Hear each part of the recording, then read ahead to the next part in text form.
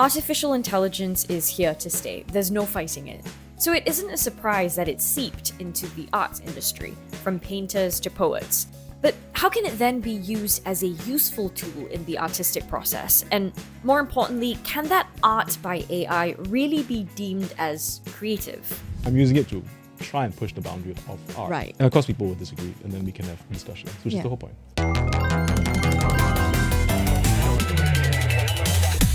Today we have Daryl Lim, a poet, editor, and critic with published work like Poetry Book, A Book of Changes, and Anything But Human, to talk to us about whether creative work that uses AI can still be creative. Welcome to the show, Daryl. Thank you very much. Thanks very much for having me. Okay, so the reason Daryl is here today to talk to us about AI is because he's actually used AI in his latest poetry book. Ooh. Can you tell us a little bit Sure. about that? Yep, so it's here. It's called Mistranslations from a Future Vernacular. There are 47 poems, but really there's one original poem that was written by a human, in a very conventional way. And every other poem is a rewriting or a translation of that first poem. And so it's not entirely using AI. Some of the translations or rewritings use other methods. So there's one that I use like hand calligraphy to write the poem. Mm-hmm. There are some which use older technologies, but quite a lot of it is done in collaboration with AI. Mm-hmm. For example, one of the poems, I asked AI to rewrite the poem using only, say, the vowel A and no other vowels. Ooh, that's interesting. For example, so there's... So, I mean, mistranslations from a future vernacular therefore becomes, let me get it, far lang as mad slang, for example. Far lang as mad slang. Oh, wait. I feel like I'm on something at the moment and I'm just not comprehending. Yeah. This is a trip. It is quite a trip. So then I do it for the letter U, which mistranslations from a future vernacular becomes untruthful Dutch murmurs. If you ever had to do like a live reading of your poems, how would you memorize this? Like I typically don't memorize the poems. So I can use AI to like just read poems for me. Maki mono vernacular. This is my kind of language. This is Japanese food. This is very funny. So there is a site. There is a site that claims to be AI powered. It translates text that you put into it in a certain vibe. It's not. I don't know how to say it. So this one translates it as It's a sushi. different types of sushi translator. I love Okay. it. And I was it. like, wow, I love it because it just replaces little things with like makimono, That's so sashimi. interesting. I was like, okay, I'll come along for the ride. So That's I what I'm think having for dinner tonight. Yeah, Japanese food. so I think it's, and in all of this, AI is kind of like a collaborator and a sparring partner. Right. So none of it is straightforward generation. So I don't put it in and say do this. I kind of go many times with it. So even for the one that kind of what you said was a trip, I had to point out a lot of mistakes it made. That's for one, because the name of the game was only use the vowel A and no other vowel, right? Yeah. Sometimes it would just forget and it would just use other vowels. Because Right. AI is actually very bad at being precise. If you've done like trying to make it count or do very precise things, it's not very good at it. So I would spar with it. Oh, that's My daughter has some Has a contributions in your book. that's also not that's not AI. That one uses algorithm that converts each stroke that you type on the keyboard to a random stroke. Oh. So I just type the whole poem out. it's like code. Yeah, it's not cool. Yeah. That's so interesting that you use the word collaboration Yes, that's right. instead of using AI. Is this something that we're seeing a lot of in poetry or the arts in general? I think no. And I think, actually, to be honest, I think for writing especially, a lot of creators and authors have been quite resistant to it, at least in creative like fiction and poetry. I think people feel quite... I mean, one was what I call the original sin problem, which is that a lot of LLMs or large language models used AI, use books to train their as training data. Yeah.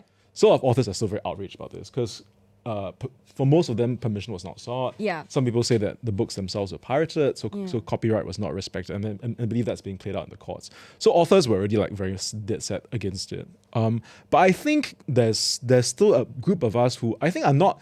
So I'm not like fully like sold on AI for everything, but I think we're willing to experiment because we kind of see it as a new technology to do things with, right? Yeah. It's kind of how when photography first came around.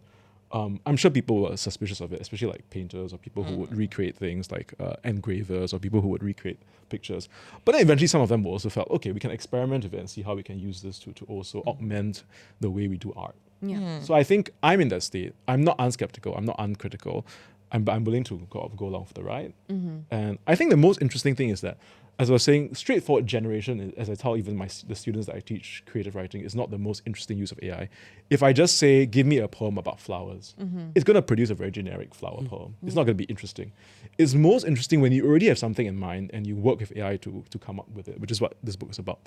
It's sort of, I already had original input, I had a direction of where I wanted to go, and I thought AI added a bit of randomness, actually. Yeah. So when I asked it to rewrite the poem, actually it took it in directions that I didn't expect. So I found that interesting. Right. And I think that's when it's most productive. What sparked the interest to collaborate with AI on a book? So the press that I worked with is a Jakarta-based press, actually. It's called Further Reading Press. They are very interested in process-driven work, meaning like how you do the work is kind of as important as what the outcome That's is. the story. Yeah, so that's they said they saw one of my early poems, which also used a process-based sort of method. It was not AI, but it was also process-based. And they said, can you come up with a whole book of poems about this? And then at the same time, I was thinking quite deeply about how to use AI in interesting ways, like not just straightforward, as I said, straightforward generation. How do you collaborate with it? How do you spar with it, which is another word that I've used? How do you shadow box with it? How do you use it as, or even throw sand into its machine and see it glitch? Yeah. So I talked a bit about the vowel thing.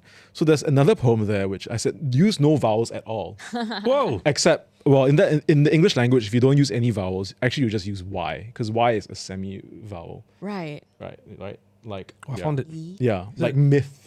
Y serves as a semi-vowel. So what happened there was that basically the AI glitched. The AI couldn't deal with it. So He's like, I'm not paid enough for It this. glitched. so basically, if you look at this bit, it sort of says, it repeats the word dryly a lot, spelled with a Y, and basically the text no longer makes sense. Right. So I gave up trying to make it work. And what I put side by side is a poem that I wrote without use of AI that obeys the rules of no vowels. Right. And does make sense, although you would need to have a very large Y only as vowel vocabulary. But it makes sense. It took me a lot of time. So basically, you're kind of, by But- putting it side by side, you're showing Yes, indeed. the kind of like what AI can't do. What AI can't do, what I can still do, but also like in a way just having fun is, and in some things the opposite result is true. The AI result is more interesting than the human result. Yeah. Yeah. Okay. Sorry, you said you have students and also you're like a teacher or I do creative writing classes. So how, I'm sure you're not going to unveil your secrets, but I'm sure like a lot of students nowadays use AI to create their work. Yes. So how do you like check? Is it like so good you can't, or is there like a technology you can use to find out? I mean, I think the tech part is maybe secondary to me. I think my job when I go to teach students creative writing is to convince them that actually if you learn how to do it from scratch, it's more interesting to start with, and you are better at it. Right. And then you can use AI to sort of work with it and collaborate with it to do something else. Like create a base that's from your own creativity. Yes. And use AI to Yeah. flower it up. And I've demonstrated to them many times that if you just use AI to help you do something, you don't actually learn how to do it. So I mean, the most obvious one is like a haiku, right? If you don't know the rules of the haiku, Yeah. you just ask AI to generate the haiku. You don't know if it actually follows the rules. Correct, You don't know- correct. You don't know the rules. For people who don't know what a haiku is, just It's a short poem, 3 few lines, words, right? Yep. 3 lines, 5 syllables. First line, second syllable 7. Second line 7 syllables. Third line 5 syllables. Japanese form or adapted from a Japanese form. Right. So you use generative AI, Yes. and generative AI uses it learns from data already on the internet. Yeah. So when you use it for your book, are you like crossing any legal lines? You know what I mean? Like because it draws like information from the internet. Yeah, How does that work? I mean, it's the same as the use of GenAI for any project. Yeah, yeah. yeah. So it's not. It doesn't cross those lines. I think, of course, the question I alluded to is for some authors it crosses an ethical line. Yeah. Yeah.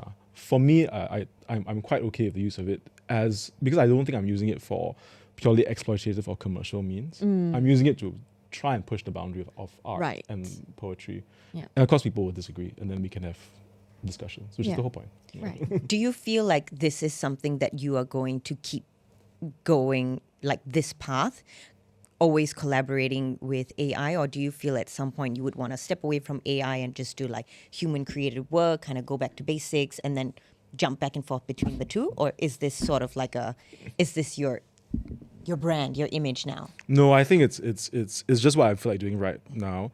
I suspect that we have not heard nearly like all of it yet, because AI is going to continue to evolve. New things will happen, and so it's hard to predict what the future will look like. So I'm always open, but I'm also very happy to stick with traditional methods. And I always, as I said, when I teach, I always tell them to put away all the kind of technology first and actually teach from the basics, because I feel that's still very important. Yeah. Is it still a popular profession for young kids? Like writing. Writing, poetry, yeah. Yes, Is I it? think we're in a strange place. In that I think actually among the young, there's, compared to generations past, because we sort of developed so quickly as a country. At the start, of course, the older generations, literature or writing or the arts would be a very minority. But it was very prestigious, prestigious, you know, like you had to be an intellect to do poetry because you would have studied for so long linguistics and all of that. So now it's kind of democratized. So there are more people into it, more younger folks into it. So it's still I think quite healthy. Yeah. So I think I mean, not as probably still more people want to be influencers, but you know. Yeah. but Are you hopeful for like the future I'm of very literature? hopeful. I'm And very hopeful. Yeah. Yeah, and I'm very hopeful that, you know, that for that and the increased interest in it, but also that it doesn't run counter to using technology to try and do some of this art. I mean, I feel like the visual artists to some extent already know this, because they are in some ways they've always been using new technology to do their work, right? Right. There's digital art, there's digital media. I mean, a lot of them were very into blockchain and crypto-driven art. I think writers are a bit more conservative, but I think we are seeing some I think small momentum among writers to experiment with the use of AI.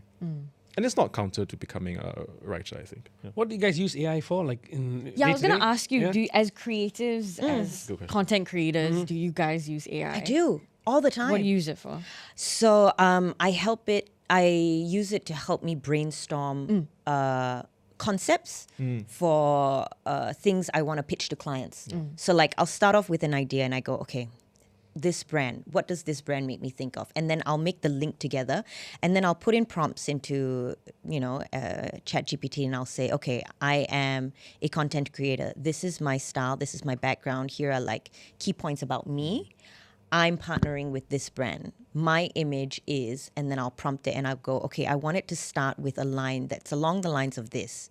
So I'm feeding it a lot of information to really give it like a skeleton of what I want it to look like. And then I want it to just throw random ideas at me so that I can kind of go, oh, that's a good one. Okay. And then I'll think about that. And then I go, okay, I want it like this, but I want my setting to be something. So I'll pick little things and then I'll craft it, and then I'll say, it's too long, shave it down. I need it a little bit shorter. What's the parts that I could like get rid of? And I really like using the audio feature because I'm always on the go and I get an idea and I'm like, blah, blah, blah, blah, blah, blah, blah, blah, transcribe it for me. And then Nice. it's amazing. I love how efficient it is. Here's the big question: do you write please and thank you?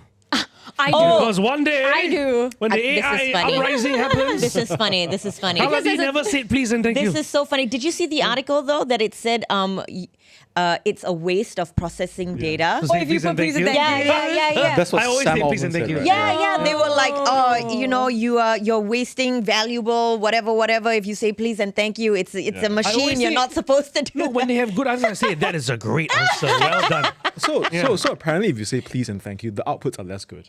For some reason, I've They heard. get cocky.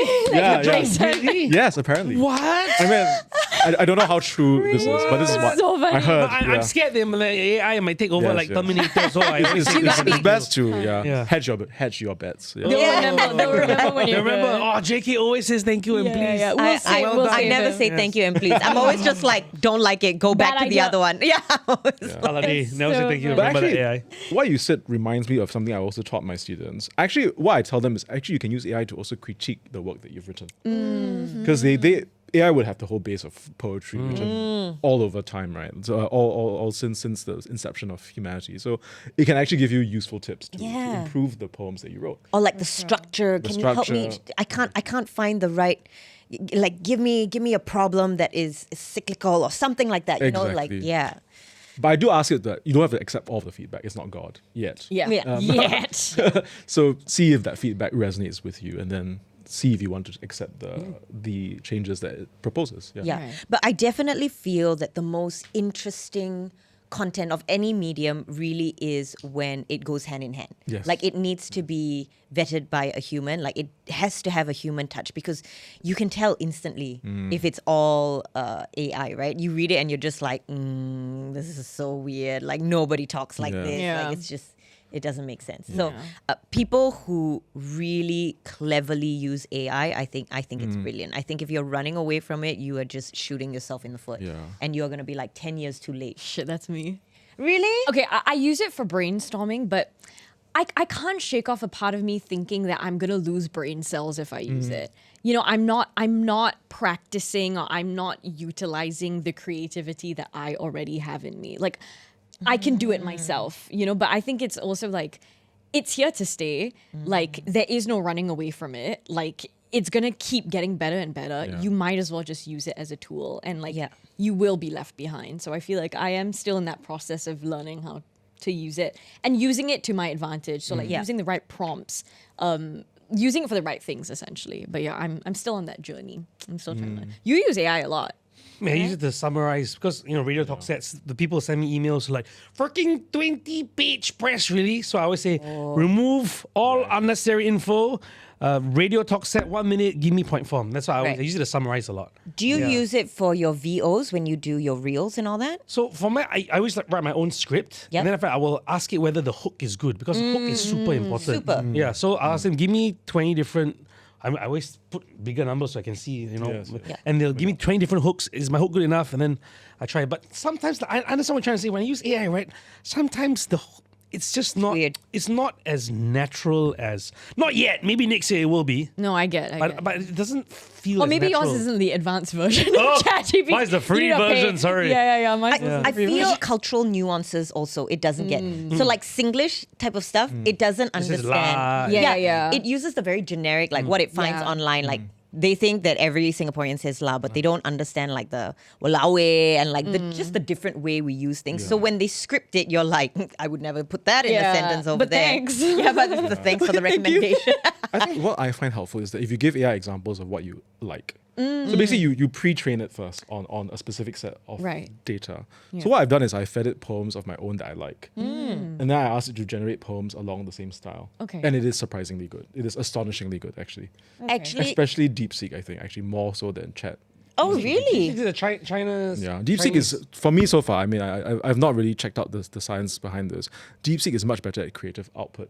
Oh. It does more random leaps that are interesting, that are artistically interesting. I feel like the discourse online or like social media about AI is mostly quite negative. This is from what I've seen. So if you see things like, you know, like videos of AI or like photos, everyone's like, Ads. yeah, or ads. Nowadays, Everyone's like, they why do use- you use like yeah, they use AI? for all the ads, yeah. Everyone's very like, it's a lot of negative kind of comments about it. How do you see the reception of your book? Like, I what do think you- it'll be polarizing. Yeah. And I expect it to be polarizing. And I'm ready to take like tough questions. And I think it's a bit different in that I'm not trying to, in some ways, replace existing styles of creative writing. So I'm not saying that this should take the place of traditional writing of poetry. I think it just brings a new frontier. Yeah. And if you think of AI as expanding the space for things rather than limiting it, I think it'll be better received. Yeah. But actually, I get the discomfort over like AI generated ads. I mean, Yeah. I they also discomfort me. So I don't think.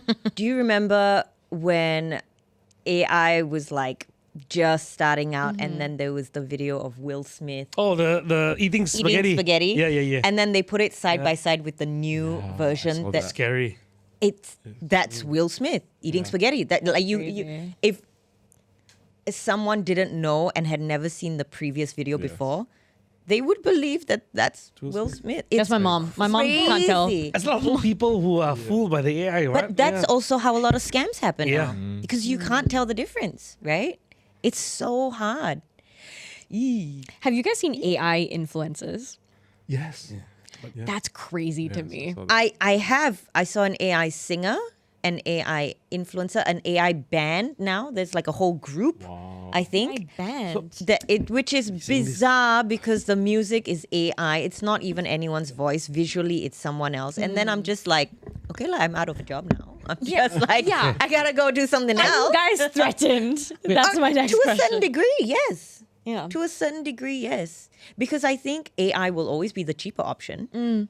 And it's always the most accessible option, right? I don't have to be dependent on your schedule or your availability or your rate card or like what you stand for. I can manipulate this thing to be whatever I need it to be. But then it also terrifies me because what is going to stop someone taking your image and your whatever and then creating a version of that? Nothing's gonna stop them. Nothing. Nothing. You know, sometimes you come across very I know. I think I know what you're gonna say. I think I know Instagram what you're gonna profiles, Okay. you know, with nice pictures Okay. of, you know, ladies and all that. Okay. And then you'll send it to your friend and stuff. I have this friend who like half the profiles he sends are of AI girls. Have you seen these AI girls? Yes. On, yes, I have. on Instagram? No, So they look like real girls with, you know, like it looks real, but it's actually an AI chick. Best believe when you go on his explore page, that's all. The algorithm. For now. Yeah. It knows what you're talking about. So I'm like, wait, bro, it's AI, bro. And he's like some, And they don't know that it's AI? I'm not sure that they know. But does it They matter know. though? I mean, at the Yeah, end of it the does. day, but the guys, all they want to see is tits and an ass. No, but it's AI. It's like, it's not but real. it's Not real. I mean, to me, it's not real. It's not real, but at that moment, it doesn't matter. Ugh, You know what I nah. mean? But for me, I don't like this idea of AI influencers because an influencer is supposed to be selling a product. So these influencers are selling things like BMWs, Dior, Prada. They have these like brand endorsements.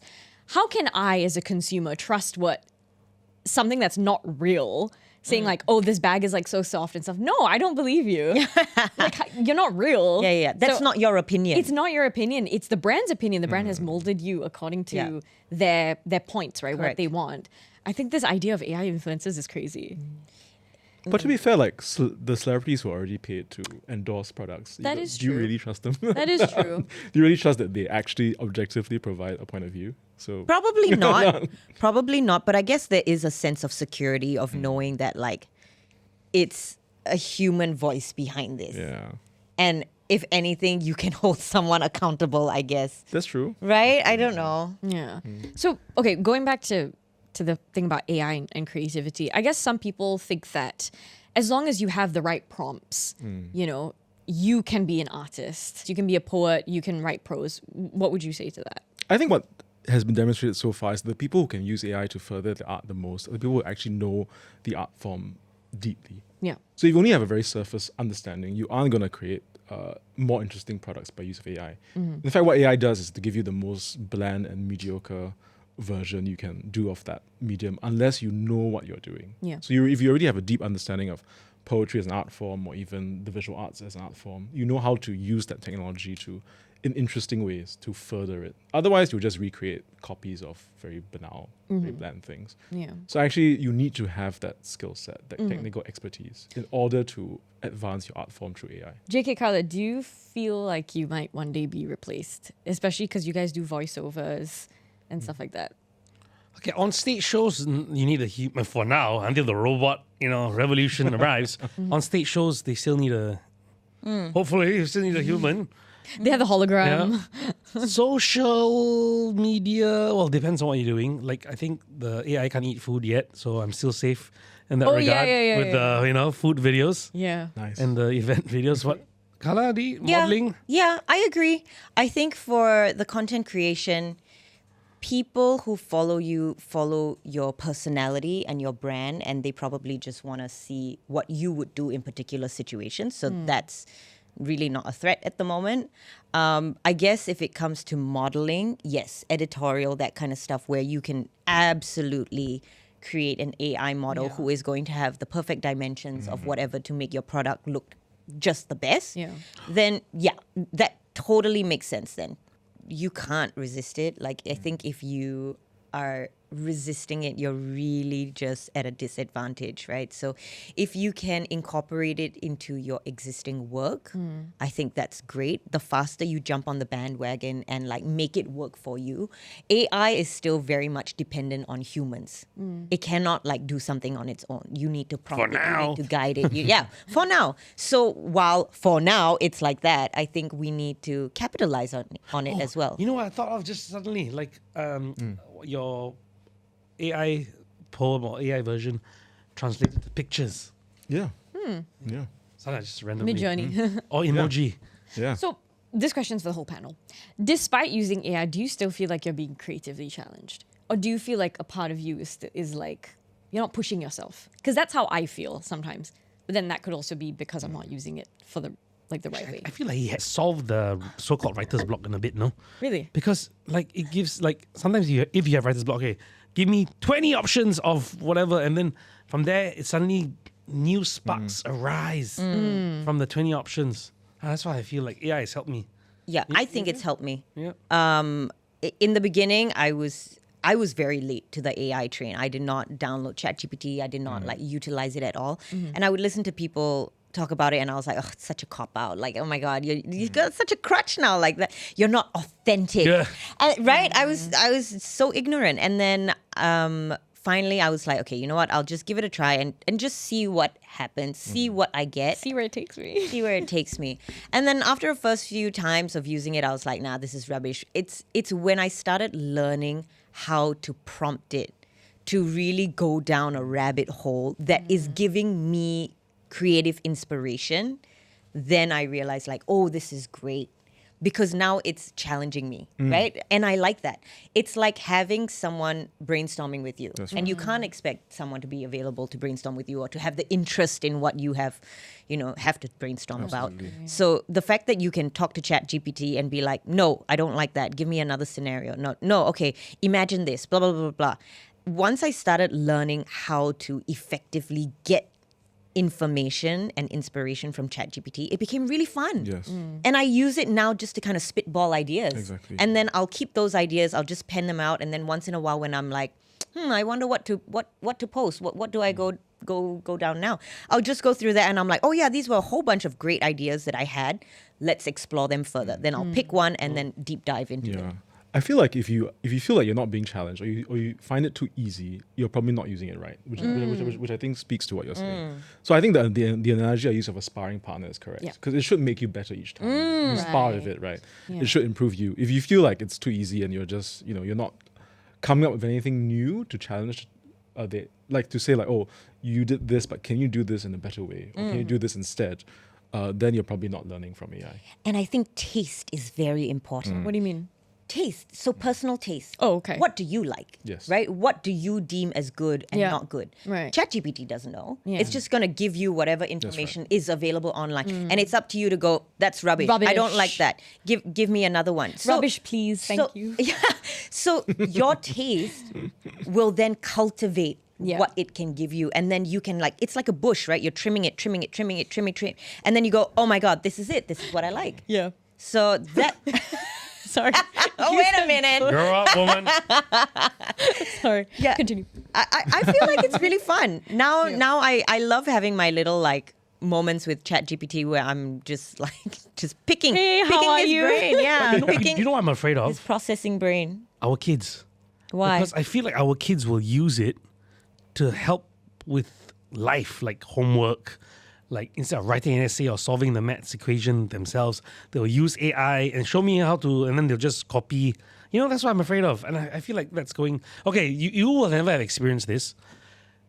You and I maybe, but you look a bit younger than me.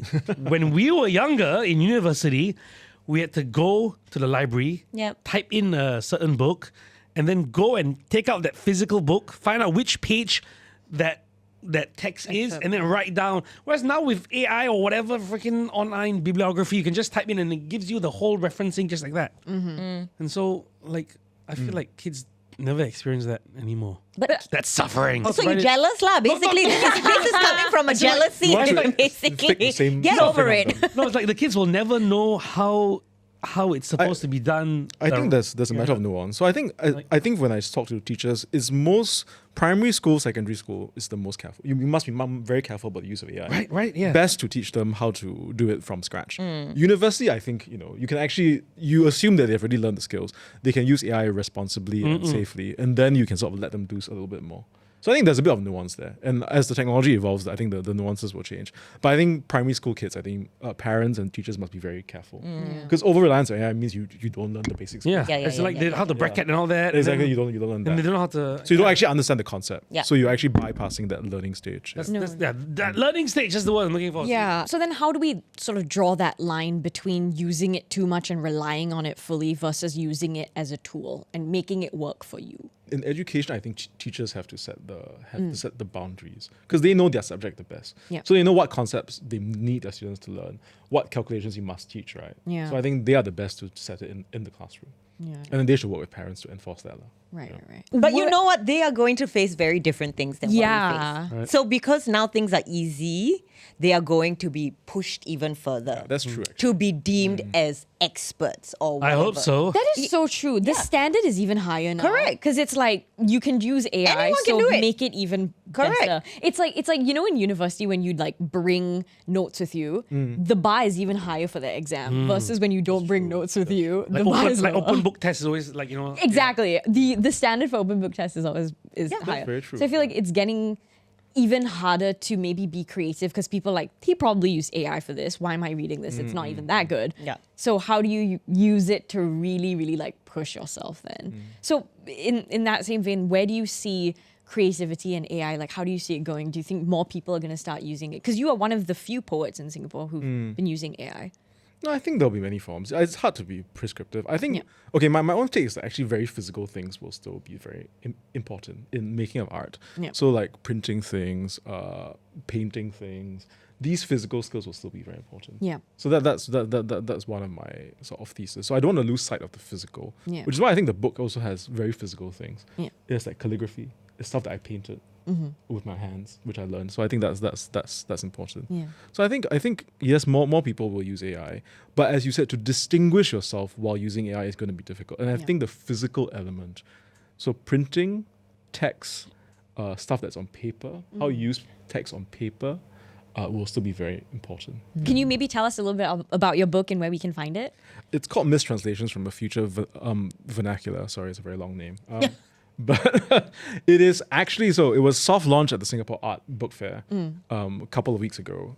There are no copies in Singapore now because Is it banned? What's going on? It's not it's banned. banned. It's not bad. Long story, but basically they had such an interesting time putting it together. We only managed to bind and print 20 copies in time to bring it to Singapore. Get it autographed. Holiday. So, Yeah. so that's that. That's But more copies will be available soon. Let me read this excerpt, please. Whether you got here by decoding the first poem or by flipping the page, welcome. An alleged human wrote this while glancing longingly at beautiful bronzing bodies in a park in London. Is that true? Oh, which park was that? Oh, Park was that? I'm going there next week. What was that? Oh, sorry, winter. No bronze bodies. There's no winter. bronze bodies. Yeah, winter now. Everyone all will be covered. miserable and cold. Yeah, and grey. as the title implies, I imagine these lines coming from a future language, inexpertly rendered into our now English. Yes. Do you need to put little like footnotes at each? Oh yes, of actually we these? didn't talk about that. Each poem has kind of a glossary at the bottom that explains what this poem is. Yeah, because if not, someone's gonna read it and be like, "Is he having a stroke?" Yeah, I think people will be super lost. You type like this. Yeah. But again, it's like because now the process is as important as the end result. Yeah. Okay. That's the word, process. Yes. Because nowadays kids, they don't know the process, they just know the result. Because the, Indeed. I mean, it's true. the ChatGPT, Yeah. the ChatGPT users. The producer's like, No, I'm serious. The ChatGPT or whatever, It goes generative straight to the AI results. helps them with the process Yeah. and just gives them the results. Yeah. That's the word I'm looking for. Yeah. Process. And the learning is in the process. Yes. Hey, yes. learning is in the The process. learning is in the process. Right. Yeah. My brain played too many episodes. And with that, With that, thank yes. you so much, Daryl. for Not at all. joining Thank you us for a wonderful and conversation. talking to us Yeah. about AI and creativity. Yeah. For those watching, we are real. We are not deep fakes. Yes. This is not AI. I don't think there's any way of That's what we would Take say. your clothes off to show that we're real. Oh my god. proving that. We will see you guys on the next episode of The Situation Report. Thank you so Great. much for watching. Bye.